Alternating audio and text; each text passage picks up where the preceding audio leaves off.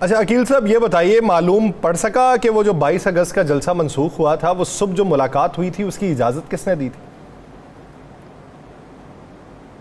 جی obviously حکومت نے ہی اجازت دی تھی، میں آن ریکارڈ ہوں، یہ خبر بھی میں نے ہی بریک کی تھی اور ذمہ داری بھی حکومت کی میں نے ہی لی تھی آبویسلی، کیونکہ حکومت نے ہی بتایا تھا اور حکومت نے ہی این او سی کینسل کی تھی اور حکومت نے ہی علی امین گنڈا پور سے رابطہ کیا تھا جو سی ایم ہے کے پی کے۔ اب وہ اس کو جتنا شوگر کوٹ کر لیں، جتنا بڑھا چڑھا کے بتا لیں کہ اسٹیبلشمنٹ نے رابطہ کیا اور ان کے پارٹی کے لوگ جتنا مرضی اس کو پھولوں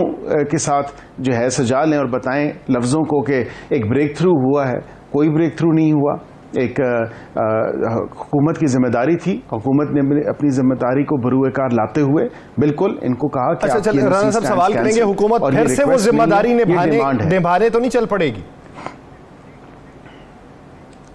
دیکھیں میں نے آپ کو یہ کہا نا کہ قبل از وقت ہے یہ کہنا کہ جلسہ منسوخ ہوگا یا نہیں ہوگا۔ ہماری نیت صاف ہے، ہم نے جلسے کی اجازت دی ہے اور جلسے کی اجازت میں وہ 40 نکات ہیں جو انہوں نے بروئے کار لانے ہیں اور وہ پورے کرنے ہیں، وہ 40 کنڈیشنز پورے کریں گے تو آبویسلی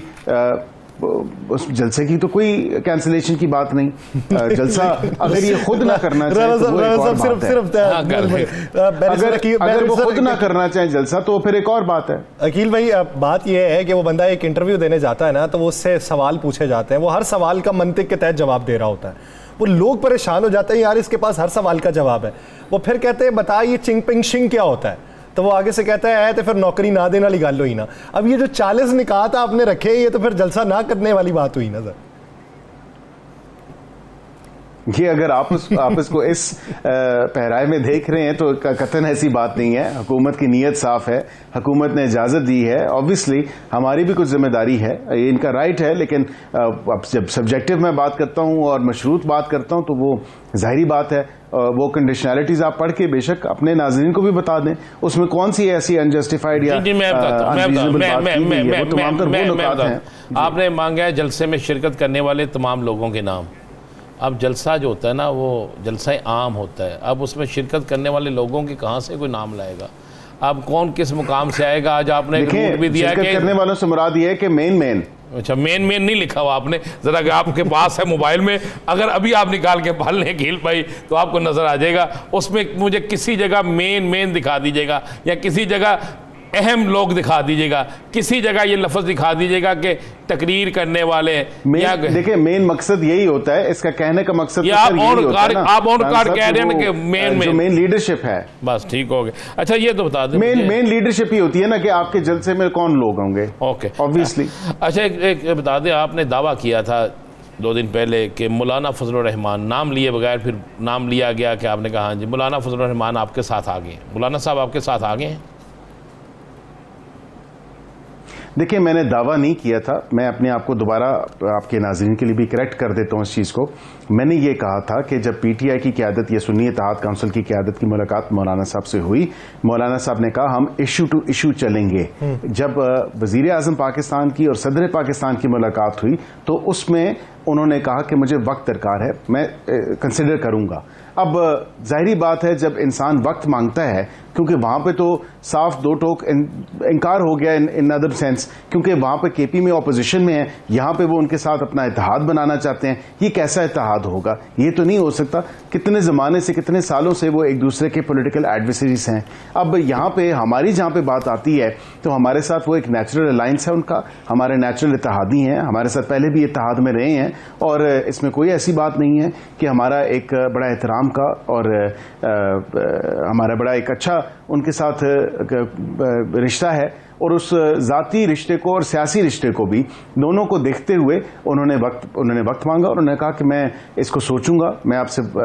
وقت درکار ہے مجھے ان چیزوں کو تھوڑا کنسیڈر کرنے کا اور تھنک تھرو کرنے کا۔ اور ان کی پھر اپنی statement on the floor of the house وہ یہ کہہ چکے ہیں کہ ملک کے مفاد میں جو بات ہوگی میں ضرور اس میں جو ہے ساتھ ہوں گا۔ تو مطلب اگر ملک کے مفاد میں کوئی چیز ہوگی تو وہ مولانا صاحب نے تو پہلے کہہ دیا کہ میں تو ملکی مفاد میں جو ہے وہ اسی میں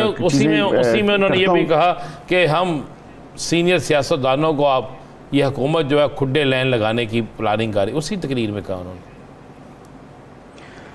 نہیں دیکھیں انہوں نے یہ بات تو ضرور کی کہ کوئی 45 کا ہے کوئی 47 کا ایوان تو یہی ہے اور اسی پارلیمان میں فیصلے ہونے ہیں اور اسی پارلیمان اور پارلیمانی لوگوں نے اور پولیٹیکل پارٹیز کی لیڈرز نے تمام تر معاملات حل کرنے ہیں. یعنی آپ 45 اور 47 کے فرق کو مانتے ہیں؟ میں سمجھتا ہوں کہ نہیں, انہوں نے بات کی, میں ان کی بات کوٹ آن کوٹ کی کر رہا ہوں نا.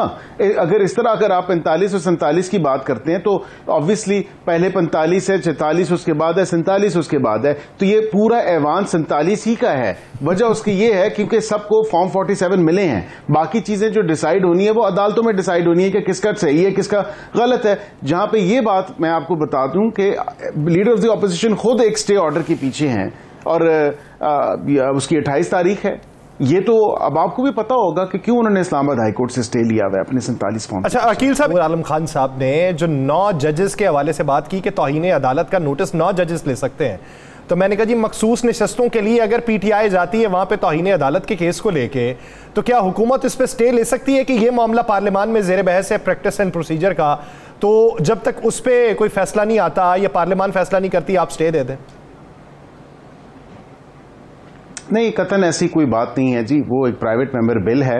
اور اس میں انہوں نے پرائیویٹ ممبر بل کے ذریعے کانسٹیٹیوشنل امینڈمنٹ سیکھ کی ہیں. نہ وہ حکومت کا حصہ ہیں نہ وہ حکومت کے اتحادی ہیں. فی الوقت انہوں نے جو امینڈمنٹس انٹروڈیوس کروائی ہیں وہ